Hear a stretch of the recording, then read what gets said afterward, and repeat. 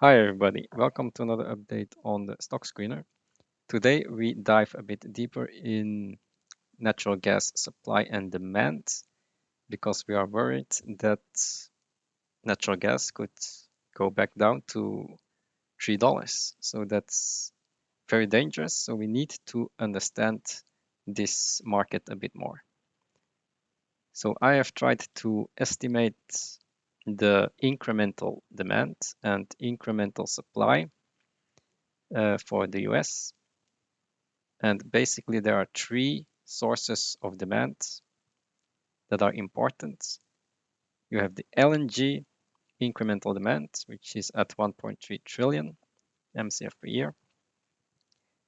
You have the normal increase in US energy demand, which is a bit lower, and some of it also coming from Mexican demand via pipelines, LNG set up in Mexico, and that will give us around 2 trillion demand per year. On the supply side, we have only the shale boom, which is still booming. So I added some of the regions on shale gas. You can see them here, and in total it will also give us around 1.8 trillion per year. So it's actually a balanced market. So let's talk a bit about the demand side. We have, first of all, the normal demand, that's this here. So the normal demand comes from electric power, industrial, residential, commercial, and it is up about 0.3 trillion per year. If we just do it linearly, then this is rising at a pace of 0.3 trillion per year. Then we have the net exports. This is a new thing here. This is something that started in 2017, and this is going to grow. So the net exports are coming from LNG and Mexico. Most of it is from LNG. So LNG is about 3 trillion per year increase over 3 years. So that's almost the same as my 1.3 trillion here. And Mexican demand is also rising, maybe at half a trillion in the coming years, so 0.2 per year. And net exports will go up at, let's say, 3 trillion in 3 to 4 years. So eventually that's about 1 and a bit trillion. So that gives us this 1.8 trillion. Okay. So we need to monitor especially the exports to Mexico, which is still in a rising trend. We need to monitor the LNG exports, especially. For example, Freeport, which is still down, will come back online, and that's huge incremental demand for this net export part here. And apparently also less imports from Canada, which is surprising to me, but apparently it's going a bit down here. So US will import less from Canada, which means net exports will rise. So this is where the demand comes from. Here you can see how the LNG demand is going to rise. 2023 will be a bit of a sabbatical year.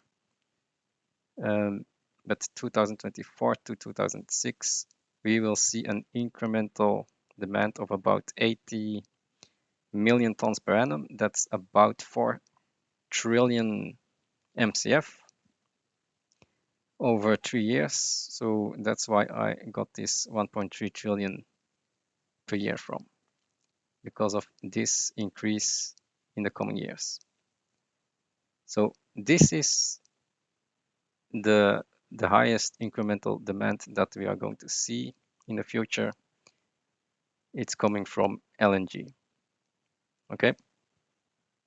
And that will be supplied from our shale gas boom, which I think is going to go bust. So let's talk about the shale gas boom that is going bust. So we know that natural gas is coming from shale gas only. The other gas wells, oil wells, are declining in production. So this is the only place where the gas is going to rise in production. So let's focus on that, on a shale gas. We know that the wells are actually declining in efficiency. So this is already a sign that they won't be drilling that much because the wells are not that productive anymore. So this is not going up anymore. And if this eventually goes down, the gas will also go down because they drill less wells. Less wells, then gas will crash immediately. Can also see here the shale gas boom is now not booming that much anymore. So it's going flat. Here you can see all the different regions, and most of the increase of the gas is actually coming, I think, from the DUC wells that they are drilling out. Now the DUC wells are flat, so this is already gone. They have used their piggy bank on shale gas and oil, and that has now ended. So all of this increase is probably coming from the DUC wells, and that will probably start to end very soon because the drilled uncompleted wells are now finished. Now, where does the gas come from? Most of it from Appalachia, the Permian, Haynesville. This is also rising, but that's very low in production. This is not rising anymore. This is not rising. Eagle Ford is still rising, so let's look at that. But that's also low demand, low supply. So let's look at the four most important ones. That's Eagle Ford, Bakken, Permian, and Haynesville. And you can see that the decline rates are steepening. And at some point, when you reach a high production level, the higher you go, the higher the decline rate. So it's very difficult to keep production up if you keep on increasing the production. So here at this production level, it was low decline, but as you increase the production, the decline rates go steeper. So you need to drill more and more wells. That's going to be difficult in the future. We already have 80% capacity used for the drillers, so there's not a lot of drillers left to drill more. That's one problem already. Also, the efficiency is down. So companies won't want to drill anymore. They just pay the dividends to shareholders. Bakken, low decline. As the production increases, decline rates go like a cliff dive like this. And you see that the production of gas is not rising anymore because they have reached their top. So Bakken seems to be at the end of its life cycle, Eagle Ford as well. Permian is still, the decline rates are still okay. I think this is like here. So there's still upside. I think this can go up a bit more, but at some point, as they reach higher production, the decline rates will start to steepen and then it will flatten out. So it's typically such a curve and then it flattens out. Haynesville is also pretty okay, but as they reach more production, the decline rates steepen. can see that here Appalachia is already at the end of its cycle. First it grows and then it flattens out. Permian will also grow and flatten out. Haynesville probably like this. Bakken is probably already at the end, so this is not going to go up that fast anymore. And Eagle Ford, look at the oil, it's not rising anymore. So this is probably going to be flat going forward. So this is the oil, and oil is not looking that good at Eagle Ford. At Bakken, it's also declining very fast, not able to keep production up. Permian is still very good. It's still, yeah, it looks like it's very steep here as well. So I think the Permian oil is also starting to flatten out. So in conclusion, I don't think that the production will rise that much in the coming years. And that's also what the EIA is predicting. Now, how did I come to these numbers here? Well, there is a nice website here that gives us these numbers.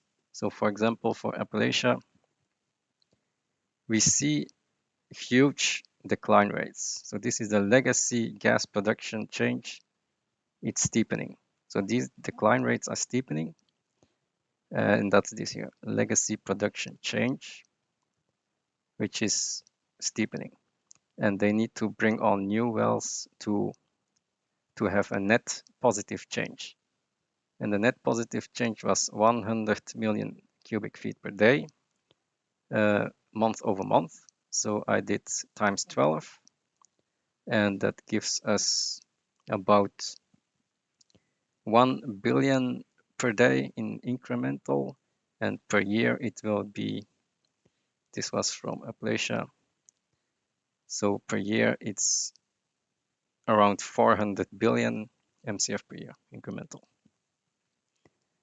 So that's coming from Appalachia, still rising, but look at the declines. I'm not sure they can rise much more in production. Eagle Ford, decline rates are pretty stable, but it's not a lot. 70 million cubic feet per day incremental from January vs December. So that's not a lot. So that's the monthly net change. Then we go to the Bakken region. Here we see decline rates pretty stable, but that's not a lot of incremental gas production. Only up 33 million cubic feet per day. And that is incremental per month. So in 12 months, about maybe 400 million cubic feet per day. So that would up this from 1,000 from 2 point probably 3 to 3.8. So very low incremental gain in production, because the Bakken region is just a small region. As you can see here, only 3 million MCF per day. So it's not a lot coming from the Bakken. From the Permian, there's more, around 100 million cubic feet per day, month over month. But look at the decline rate, it is also steepening. So in the coming years, this number, this steepening legacy production change will rise, and they will need to drill more to keep production high. Not sure if they can do that. So this will probably start to decline. This net change will decline. And that's something that we need to look for. And each month you can look at these numbers. Haynesville, a very steep decline rate. So the legacy production change is dropping very fast. It's currently at 632, but I see this going for next year to 700 and then 800. So a lot of decline, and not sure if they can keep on adding new production. So this 150 will probably drop to 100. So the numbers here on Haynesville will probably drop maybe to 0.4. So looking at these numbers, we know that the supply is probably not going to be that high as suggested. So this rise here will flatten out. Something to watch for. And what I watch for is the rig counts. So rig counts have risen, but now they are flattening. So they are not drilling new wells incrementally anymore. That's because the DUC wells have been drilled out and they do not want to drill new wells. So this here is not going to increase that much, while this here is going to increase because the decline rates are rising. So yeah, supply still rising, but at a slower pace, depending on how much they drill. So I watch this every day. I also watch this every month. And you can also take a look at the decline rates. This can be watched every month to see how the production increases. DUC wells can also be monitored each month. If this stays flat, then we are safe. And here you can look at the rig counts. It's rising still, but flattening out at some regions. And this peak here is probably the DUC peak, which is now going back down. And this is for the oil wells. So what is the conclusion? It's pretty balanced, the market. So I wouldn't worry about natural gas going back to 3 to 2 because there's enough demand in the coming years that will come online, especially from LNG. And we also know that the shale gas boom is not going to boom that much anymore. So the real boom here is done. Now we are busting. And we already know that looking at the decline rates, they are steepening. And also here you can see the decline rates steepening, especially at Haynesville. And yeah, I don't think that the production is going to go up that much based on the latest data on rig counts, efficiencies that are flat, and basically all the shale gas wells will start to decline as well in the coming years. So I think we are starting to peak in production and flatten out. It will take some years, of course, because some regions are still rising. Also, the demand side is still in one sabbatical year. For next year, we don't see a lot of LNG coming online, so we need to wait until 2024, 2025, and that's where more demand will come. So probably not going to be a good year next year, but the years thereafter, it should improve. So that's the conclusion. And I'll see you in the next video. Bye.